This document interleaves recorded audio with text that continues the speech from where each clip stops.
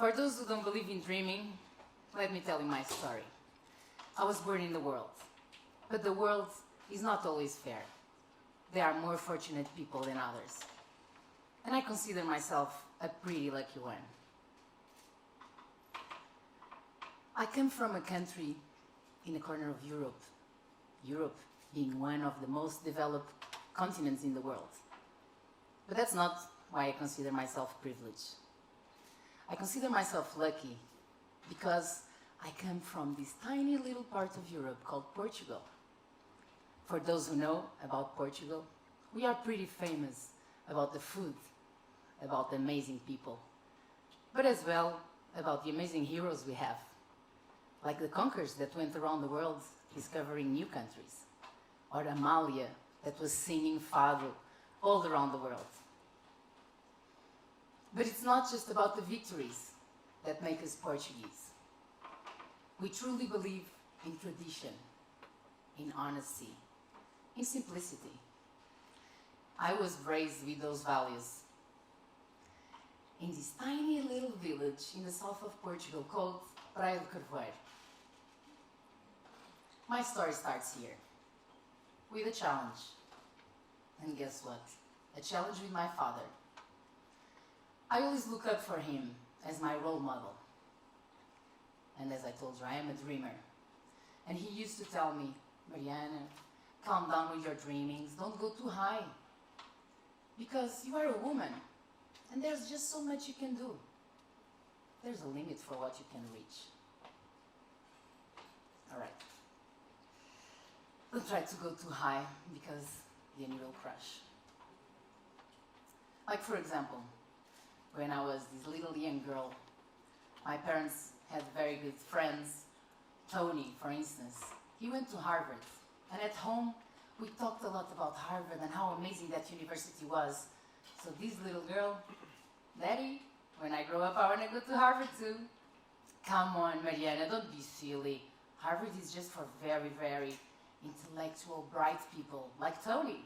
We are not one of those. Years passed, 2010. This little girl from the countryside, she moved to London. She went to work on a newspaper, The Guardian. I was super happy when I got there. I tried to fit, countryside girl, London, big newspaper. I really tried to fit, but there were few women that I could look up for. I didn't have, many women in the technological department of The Guardian. Majority, led by men. But on the plus side, I was doing my own things. I came from animation background. I have been doing advertisements using animation. So, together with some journalists, I started doing data visualization with data, transforming data into stories. It was pretty novelty. I never learned that. I just, came from animation, got into The Guardian that had lots of data, like the WikiLeaks, for instance. How can we transform those stories into realities for people to understand? But while I was doing my own thing, journalists started appreciating that, and then The Guardian started using animation as one of their storytelling techniques. But still I found myself at this crossing time. After 3 years working there, battling, trying to be my best so they could see me, I was in this crossing point. I couldn't move forward. I didn't know how to promote myself.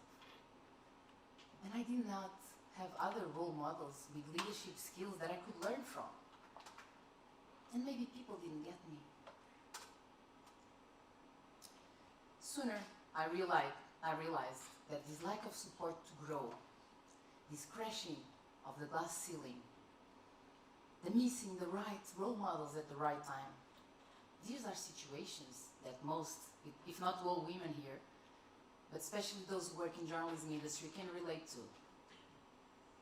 This lack of support is reflected on the leadership of media, in this case, the lack of women leadership in media. Out of top 25 newsrooms around the world, only one is led by a woman, and it's The Guardian. So I'm very happy I was there.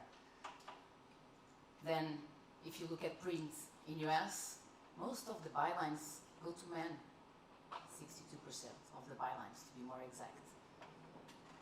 And then, in Latin America, interviewing women reporters, 71% had male bosses and only 12% have had any decision-making positions whatsoever.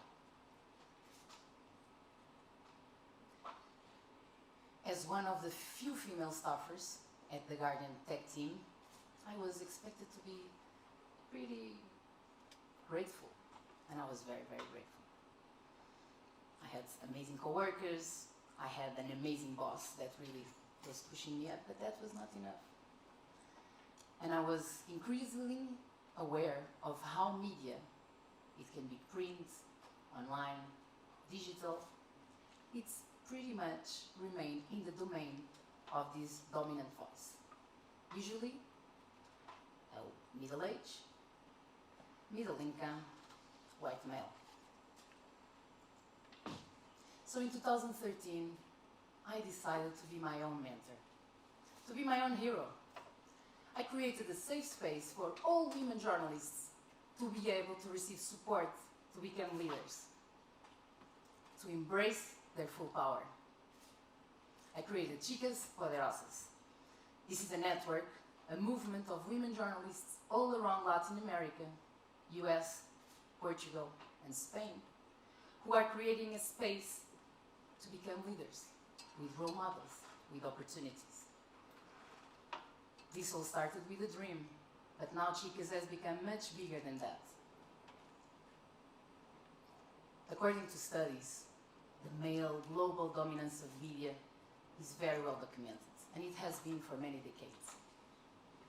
Both in newsroom, in the bylines, men are leaders. Men get more money, men get more time in front of the camera, men get more leadership roles in media outlets. On a ratio 3-to-1, men are considered more newsworthy than women, especially by other men.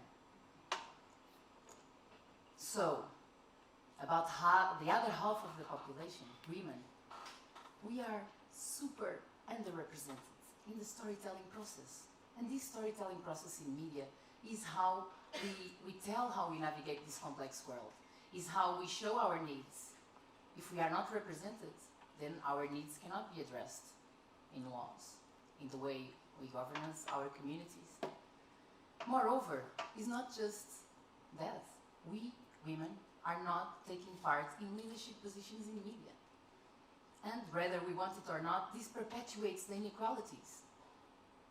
But fortunately, frustration led to inspiration. And together with a group of like-minded women, we have created Chicas Poderosas, this organization that we dreamed of. A place where women can become leaders, they can develop, they can have role models, and can have their voices heard. We want to ignite transformation, ignite change, change the narrative.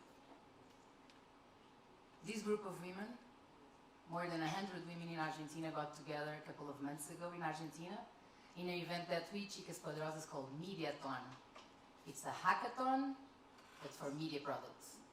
This is a place where magic happens, that's what we say. You have to come to a Chicas Poderosas event to understand the magic of women being allowed to be leaders, being allowed to have a voice, and not being told otherwise, and not fighting against each other, but rather empowering each other. We are putting underrepresented stories in the public agenda. And why does this matter? For the past 6 years, Chicas Poderosas has had a sustainable growth. Little by little, every year we reach more women. So far, we have reached more than 5,000 women all across Latin America, US, Portugal, and Spain. Just yesterday, there was an event in Spain about topics to be covered in the elections. Women just get together, feel empowered, and make it happen. The network is now very, very strong.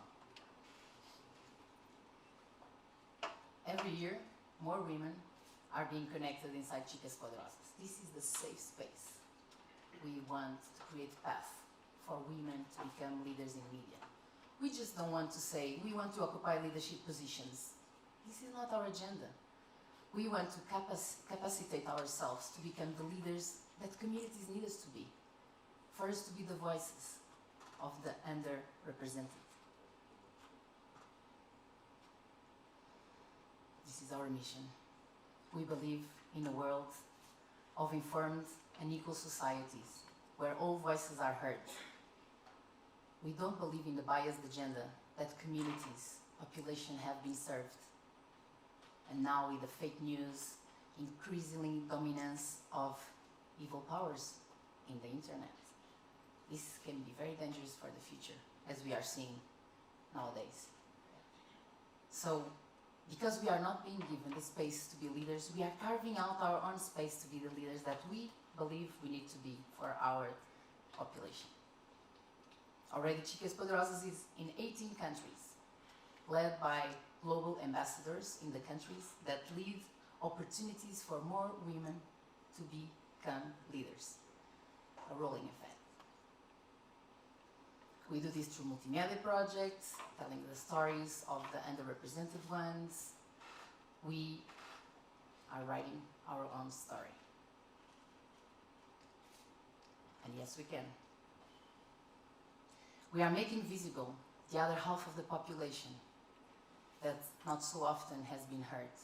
And until this other part is heard, it's not going to be visible. And if it's not visible, we cannot do anything about it. This is Chicas Poderosas, and let me tell you something. We are going to Harvard. Thank you so much.